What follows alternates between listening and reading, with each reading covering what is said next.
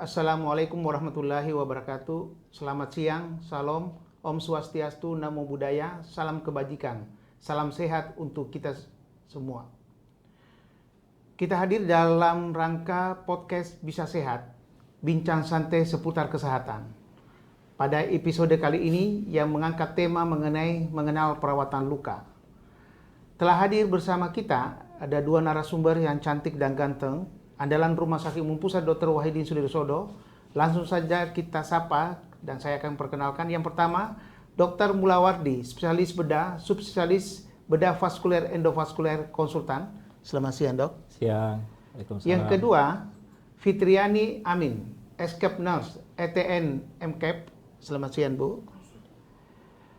Tema ini sangat menarik karena perawatan luka merupakan salah satu perawatan yang menuntut ketekunan dan kehati-hatian di dalam melakukan perawatan.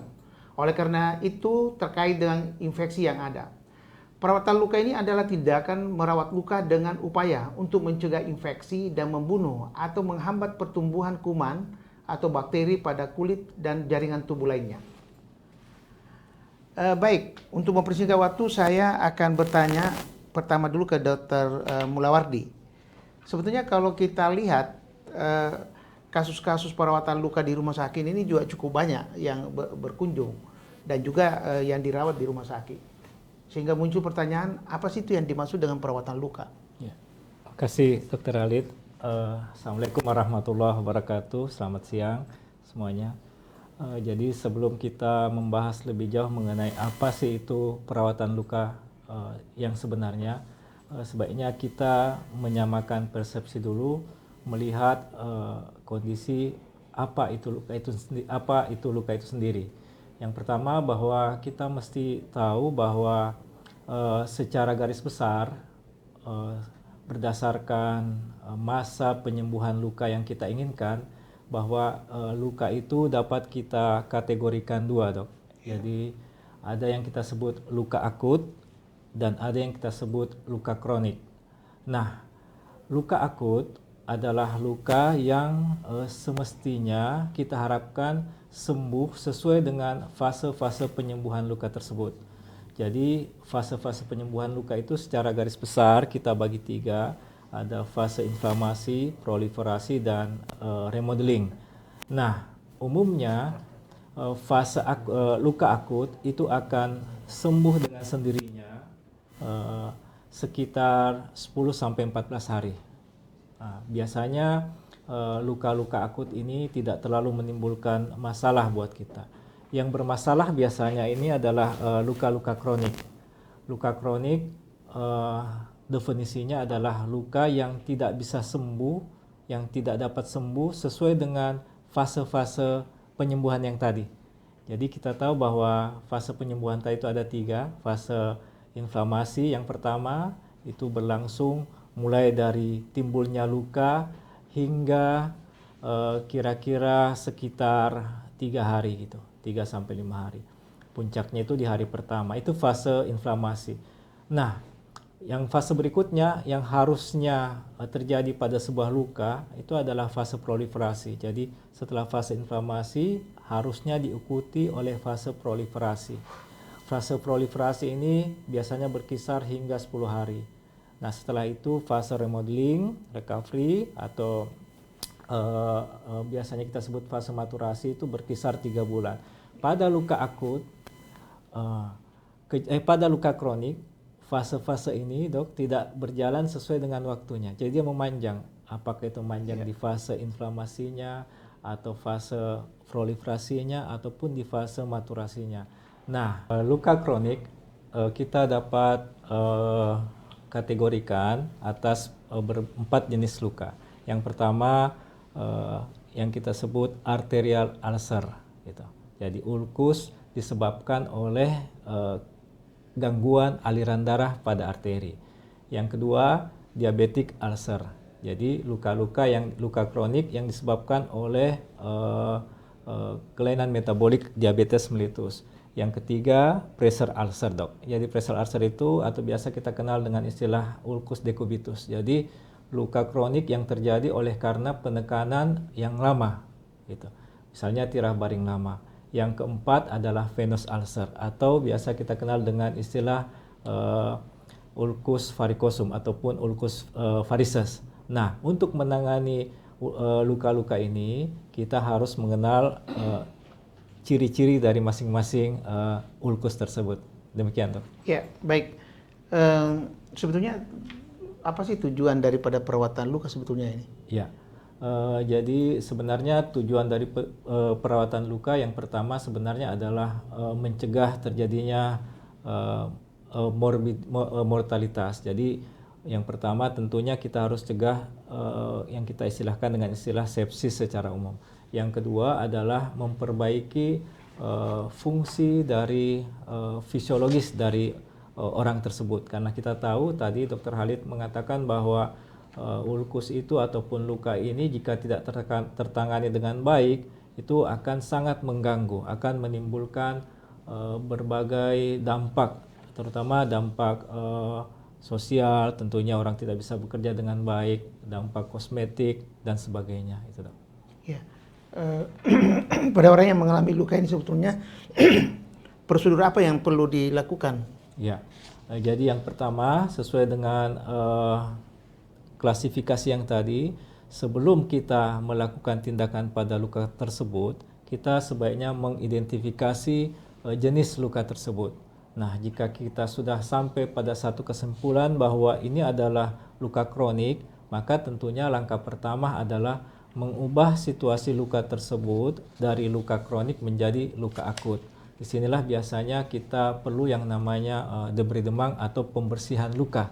Gitu. Nah, tahap-tahap pembersihan luka ini ada pula tahap-tahapnya, gitu, Dr. Khalid. Ya. Kadang-kadang luka ini ada juga yang membandel ya. Ya, betul. Kira-kira faktor apa sampai sulit sekali sembuh luka ini? Ya, banyak faktor yang mempengaruhi penyembuhan dari luka. Yang pertama tentunya sistemik dari orang tersebut. Jadi termasuk nutrisinya, termasuk keadaan dasar patologis dari ulkusnya, lukanya, apakah dia metabolik dari diabetesnya ataupun dari misalnya dari tekanan yang lama. Jadi kita mesti perhatikan sistemik, kemudian setelah itu status lokalnya, kemudian barulah kita sampai kepada tahap bagaimana mengelola ulkus tersebut. Iya. Kemudian sering sekali juga ada pertanyaan di poliklinik, apa sih tanda-tanda kalau luka itu mau sembuh? Iya, ya betul. Jadi terutama luka kronik. Kalau luka akut, saya kira secara kasar kita sudah bisa melihat bahwa kalau luka akut, ini sudah sembuh nih, ini lukanya sudah rapat. Gitu. Yeah. Kalau luka kronik, biasanya ada fase-fase penyembuhannya. Nah, fase-fase penyembuhan tersebut biasanya berakhir di yang kita istilahkan epitelisasi dan granulasi, timbul kemerahan di tepi-tepi kulit dan dari dasar-dasar luka. Gitu. Iya. Kemudian kadang-kadang, tapi ini secara otomatis biasanya pada masyarakat kalau ada luka langsung dikasih obat anti infeksi. Ya. Ini bagaimana sebetulnya prosedurnya ini? Ya. Jadi begini, Dr. Khalid, luka-luka, terutama luka kronik. Kalau luka akut, saya pikir tidak ada masalah. Tapi kalau luka kronik, umumnya biasanya kita sedini mungkin menghindari dulu yang namanya antibiotik. Kenapa? Karena kita tahu bahwa luka kronik itu memerlukan fase penyembuhan yang cukup lama, gitu. Sehingga jika pemakaian antibiotik yang tidak sesuai, yang tidak tepat, nanti timbul permasalahan baru yang biasanya kita kenal dengan istilah resistensi antibiotik. Ini yang kita takutkan. Oh ya, jadi resistensi jadi tidak bisa kita langsung memberikan antibiotik terkait dengan masalah tersebut. Ya. Kemudian kadang-kadang juga ada masyarakat itu obat ini ditaburi. Apakah memang bisa begitu atau bagaimana itu? Betul. Ini banyak kita temukan juga, Dr. Khalid. Jadi kadang biasanya pasien datang lukanya itu sudah penuh dengan dalam tanda kutip kita istilahkan bedak gitu, serbuk. Nah, sebenarnya menurut kita sebaiknya jangan. Kenapa? Karena hal demikian tentunya membuat kita kesulitan menilai luka tersebut gitu. Nah, jadi sebaiknya hal-hal demikian dihindari gitu. Ya. Kemudian yang terakhir ada terkait dengan luka. Tadi ada dijelaskan tadi luka terkait pada orang diabetes mellitus. Ya. Ini pengalaman dokter di dalam menangani kasus-kasus begini, itu apakah ada perbedaan dengan luka orang yang menderita diabetes mellitus atau tidak menderita? Apakah ada perbedaan itu? Ya, tentunya ada perbedaan. Kenapa? Karena luka ulkus diabetik itu tentunya dasarnya adalah sistemik metabolik dari pasien tersebut. Jadi selain kita fokus terhadap perawatan lukanya, tentunya kita harus tahu bahwa metabolik diabetik itu menimbulkan berbagai komplikasi. Selain hiperglikemik yang bisa tentunya mengganggu proses penyembuhan luka, begitu pula hipoglikemik. Dan jangan lupa bahwa pasien-pasien diabetik itu yang kita takutkan adalah komplikasi pembuluh darahnya. Jadi walaupun misalnya kita berjuang di lokalis memperbaiki lukanya, tapi suplai oksigen, suplai makanan ke arah luka tersebut kurang bagus, tentunya kurang optimal gitu. Iya. Ya, makasih banyak Dr. Mula, Halid ya, atas penjelasannya.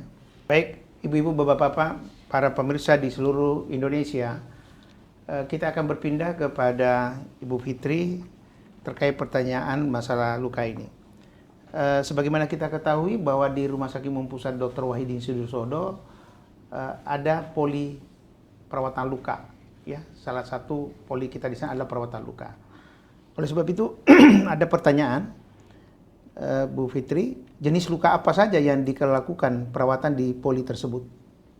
Ya, baik, terima kasih Dr. Halid. Di poliklinik luka kita merawat semua jenis luka. Baik itu luka akut, misalnya pasien pasca operasi, ataupun luka kronik yang tadi dijelaskan oleh Dr. Mulawardi bahwa contohnya misalnya diabetes mellitus, kemudian ada luka lain juga seperti luka karsinomas dan juga luka bakar ya. Ya. Kemudian kalau kita lihat tadi ada luka pada pasien diabetes mellitus, kalau melihat secara proporsional, kasus yang paling banyak kita tangani di poli luka itu apa ya? Untuk saat ini jumlah kasus terbanyak itu adalah luka karsinoma, dokter. Bergeser seiring waktu, peningkatan jumlah kasus karsinoma yang disertai dengan luka ini meningkat jumlah kunjungan di poliklinik luka. Tapi tetap luka diabetik itu juga jumlahnya ada dan banyak. Iya. Kalau kita lihat di polisi itu, apa sih alat-alat atau bahan yang dibutuhkan di dalam perawatan luka ini? Alat dan bahan yang dibutuhkan seperti alat dan bahan yang biasa kita gunakan di rumah sakit atau di vaskes, yaitu alat dan bahan habis pakai serta instrumen-instrumen perawatan luka. Keuntungannya di rumah sakit kita ini disertai dengan balutan-balutan yang sifatnya modern dressing atau pendekatan balutan dengan metode modern. Iya. Iya. Kemudian kalau pengalaman di poliklinik itu sih idealnya berapa kali sih dibersihkan luka ini? Kalau untuk penggantian balutan di poliklinik tergantung dari jenis luka pasien itu sendiri. Juga berdasarkan tipe balutan yang kita gunakan. Saat ini balutan-balutan yang kita gunakan itu sudah kita bisa setting per berapa hari pasien bisa datang kembali untuk mengganti balutan. Jadi pemilihan balutan ini menentukan berapa lama durasi penggantian balutan sehingga pasien bisa datang kembali untuk mengganti balutannya. Ya. Seringkali memang, ini juga ada hubungannya memang pergantian balutan, seringkali ada luka yang selalu basah. Ini kira-kira apa faktornya ini? Iya, kembali lagi bahwa luka itu tergantung jenisnya, dok. Kelebihan cairan pada luka bisa disebabkan oleh jenis luka itu sendiri. Biasanya ini paling khas pada luka karsinoma atau CA. memang produksi cairan yang berlebih pada luka CA ini memang tidak bisa menjadi masalah khusus bagi pasien-pasien yang menderita luka CA.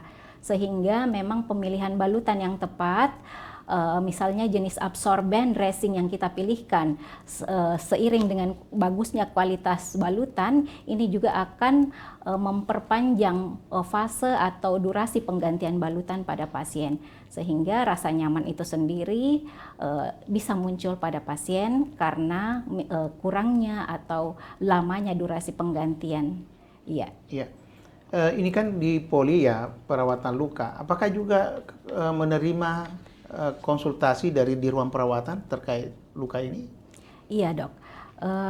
Kita tetap menerima konsultasi dari ruang perawatan lain seperti ruang perawatan inap serta poliklinik yang ada di Rumah Sakit Wahidin.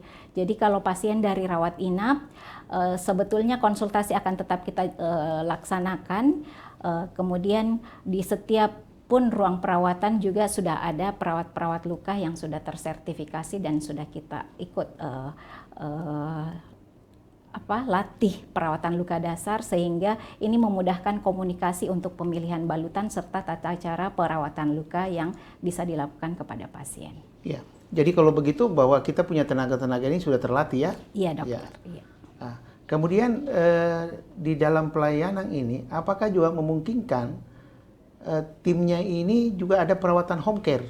Betul, ya. Kalau di poliklinik luka yang kita punya ini diuntungkan dengan layanan home care, sehingga kendala pada panjangnya hari libur atau kita ketemu dengan libur yang panjang atau pasien bocor balutan pada hari libur atau libur nasional, ini bisa dibantu dengan layanan home care, sehingga petugas home care yang ada di rumah sakit kita bisa berkunjung ke rumah pasien jika ada permintaan-permintaan dari pasien. Ya, saya kembali ke luka tadi. Jadi ini kan pengalaman di dalam perawatan luka ini, itu kira-kira berapa lama waktu yang dibutuhkan sampai kering? Ini kan sepertinya berbeda-beda antara satu luka dengan luka yang lain. Betul, Dok. Seperti tadi yang dijelaskan oleh Dr. Mulawardi sebelumnya, bahwa ini tergantung dari jenis lukanya. Ketika dia luka akut, maka fase penyembuhan lukanya itu bisa diprediksi mungkin kurang dari 2 minggu. Tetapi kalau dia masuk ke dalam tipe jenis luka kronik, maka dia akan melibatkan fase-fase penyembuhan luka tergantung dari di mana fase ini saat ini berada.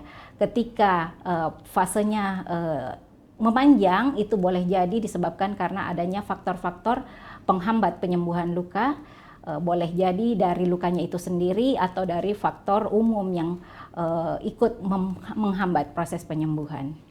Ya, ada satu hal yang biasa apalagi yang dikhawatirkan oleh pasien, yaitu terkait tindakan amputasi. Apakah pernah mendapat kasus seperti begini? Iya.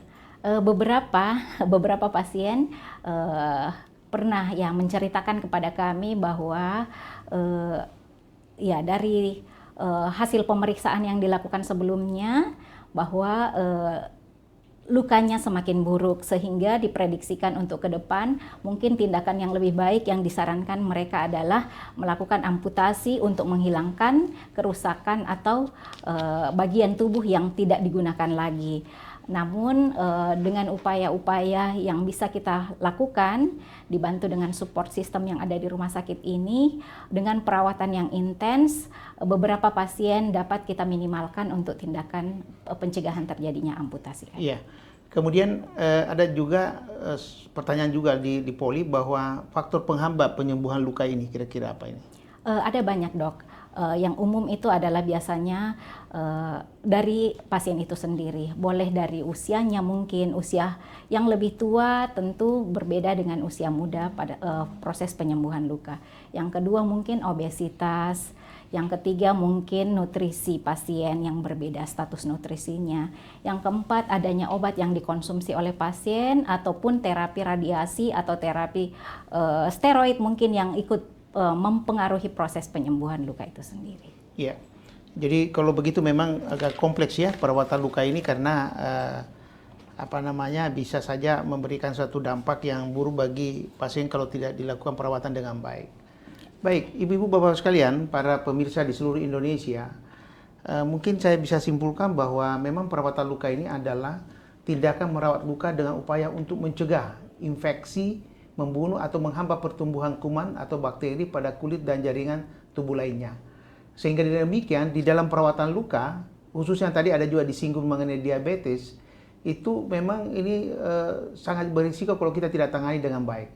Jadi untuk mencegah resiko luka yang semakin parah, kita melakukan beberapa langkah cara merawat luka diabetes seperti misalnya segera bersihkan luka, kurangi tekanan pada luka, perhatikan nutrisi harian, jaga kadar gula darah, dan pantau tanda-tanda infeksi pada luka. Dan yang menarik tadi adalah ternyata sekarang ini bergeser, luka yang banyak itu luka yang terkait dengan keganasan, CA. Ini satu hal yang menarik, dan tentu saja bahwa sekali lagi bahwa perawatan luka ini sangat diharapkan, sangat dibutuhkan bagi pasien karena ini terkait dengan penyembuhan selanjutnya.